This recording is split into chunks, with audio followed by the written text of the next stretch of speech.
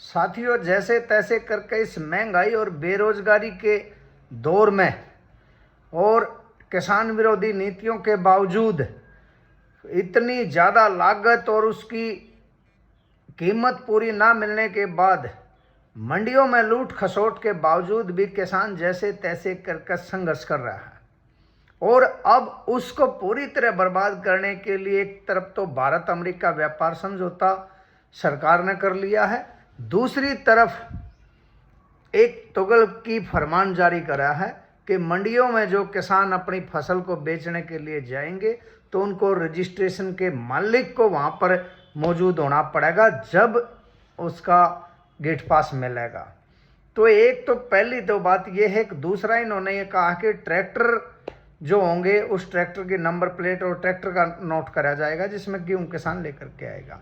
तो अब इन दोनों बातों के ऊपर हम सरकार को ये बता देना चाहते हैं कि पहले तो जो आपने कहा है रजिस्ट्रेशन का मालिक वहाँ होना चाहिए। कई जगह पर ऐसे हैं कि जिनके नाम पर ज़मीन है या जिनके नाम पर रजिस्ट्रेशन है वो कहीं पर मेहनत मजदूरी दुकान या कोई और नौकरी करते हैं और उनमें बहुत सारी महिलाएं भी हैं। तो वो बेचारे अपना इस बेरोजगारी में अपनी वहाँ पर दुकान पे बैठे हैं या किसी नौकरी पे बैठे हैं, प्राइवेट पे बैठे हैं, सरकारी पे बैठे हैं, तो क्या मंडी में फसल बेचने के लिए उन्हें अपनी वो काम छोड़ करके आना पड़ेगा जब सरकार उनको गेट पास देगी हैं? तो ये एक तरह का परेशान करने वाली बात है।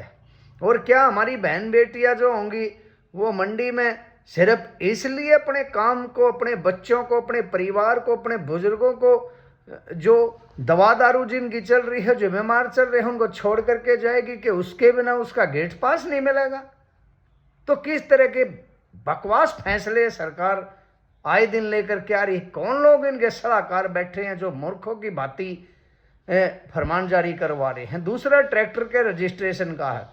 हरियाणा के अंदर बहुत छोटे छोटे हमारे किसान भाई हैं और खर्चा ज़्यादा है, लागत ज़्यादा है, एमएसपी मिल नहीं रहा है। ऐसे में किसानों को अपनी थोड़ी बहुत जो फसल बेचनी होती है उसको मंडी में ले जाने के लिए किसान अपने भाड़े के ट्रैक्टरों का सहारा लेते हैं। और कंपाइन से आजकल ज़्यादातर कटाई होती है।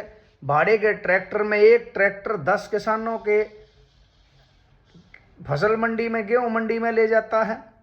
तो जो एक किसान का गेहूं मंडी में लेकर के ट्रैक्टर गया है और उसका वहाँ पर ट्रैक्टर का नंबर और ट्रैली पर नंबर लिखा है होना चाहिए, नोट हो जाएगा, तो दूसरे किसान का वो कल दूसरे का ले जाएगा, परसों तीसरे का ले जाएगा, चौथे का ले जाएगा।